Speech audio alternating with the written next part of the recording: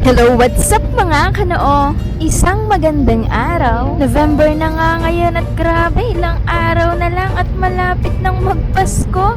Magiging masaya na naman at matutuwa ang mga bata at syempre ang bawat pamilya kasi ito yung mini reunion ng bawat isa. At syempre ang season ng pagbibigayan. Ito nga ay October 31 bago mag November 1 na kung saan tayo ay dumadalaw sa puntod ng ating mga mahal sa buhay. Andito nga kami ni nanay para linisin yung puntod ni tatay at syempre yung kay na lolo at kay na lola kasi dadalaw po tayo dyan kinabukasan. Dahil sa init nga ng araw ay nag-fade na yung kulay ng lapida kaya atin na po itong ginawa ng paraan. Syempre kukulayan natin ang bago para makita ulit yung mga letra at numbers dito. Grabe, ilang taon na nga ang nakalipas, halos 3 taon na nga yun simula nung iniwan kami ni tatay at alam kong nasa mabuting kalagayan na siya kasama ni na Lolo Pipito at Lola Sosa. Grabe talagang bilis ng panahon, hindi nga natin namamalayan yon. Hindi man naging ganun ka-perfect yung aming pagre-repaint pero at least gumanda at nakita ulit yung mga letra. Ang kapagaganda ng kulay black and gold pag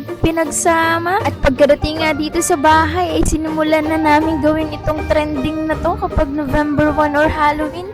Gagawin nga namin ito sa mga kasama kong staff dito sa Sip Station. Iba't ibang smiley yan or mukha na drinowing natin sa brown bag na ginaya ko lang din sa trend ng iba. At eto na nga, nakikita nga nating mainit at mahirap magbitbit ng maraming pagkain sa sementeryo. Kaya naisipan po nating umorder in advance dito lang sa Daikitin ng pizza. Grabe, napakasarap nito. Yan ang dadalhin namin at syempre meron kaming malamig na soft drinks, pangtawid uhaw at pampatay init. Grabe, parang magsasummer ng ang init dito sa amin sa Benavista. Tapos merong part na madilim ang ulap na sa tingin ko'y nagbabadya ang malakas na ulan. Marami pa ang pwede mangyari ngayong araw kaya tara kaibigan, samahan niyo kami. At eto na nga, may nadaanan kami nagtitinda ng nilabon o nilagang mais na fresh na fresh. Grabe, itsura pa lang nito ay halatang kakaputi pa lang. At alam kong kapag ganito ang laga ay manamis-namis. Ibariya ka pa sa limandaan. Awan ko nga abot yan. Abot, pero sayang yung coins. May isang bagay mo lang yan.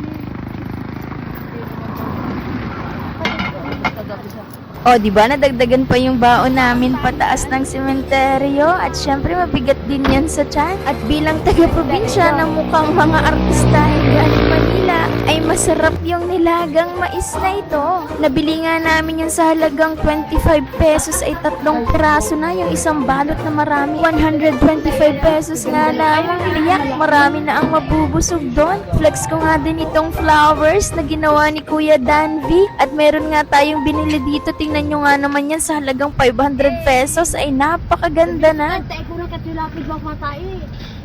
Sabat yung isang buong. Nag-video ka na eh. Diyan ka tumahay ka. Huwag ko na ay, naku, sarak mata, hindi matindihan. Ngayon ganun sa kanyang pasalok. Hindi na naman. Hindi mo kasalita na naman. Tayo na naman ng tapi.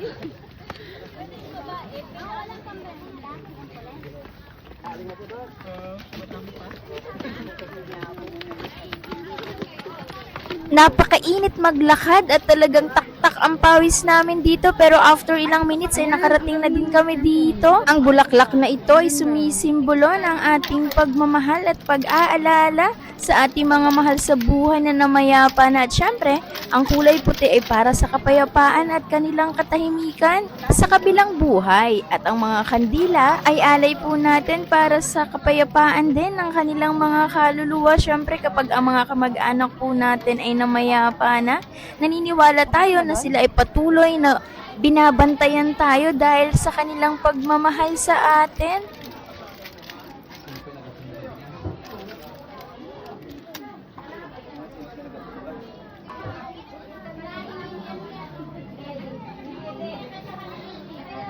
Andito nga pala sina tatay, lolo at lola saka si tita. Lorena at ang kanyang anak na si Dayang-Dayang dito po yan sa Kitikot sa Skol Talibas, Buenavista, Marinduque. Kaya sa mga kamag-anak ko dyan na gustong dumalaw sa kanila, andito lang po yan. Sama-sama na nga sila dyan para isang puntahan lang kami kapag dadalaw kami tuwing Auno or November 1. Sa sobrang init nga ng panahon ay napahinga kami dito at buti na lang medyo malilom dito sa part na to. Pero yung hangin ay mainit talaga. Mapapainom nga kayo dito ng malamig na soft drinks, pampatid uhaw at init. Grabe yun dahil sa gutom na rin ay syempre atin nang lalantakan itong ating nabiling fresh corn or mais. Grabe, matamis-tamis talaga ang lasa kapag bagong puti at syempre kapag dito mo binili sa probinsya. Hanggang sa susunod nating mga vlog, maraming salamat sa panonood.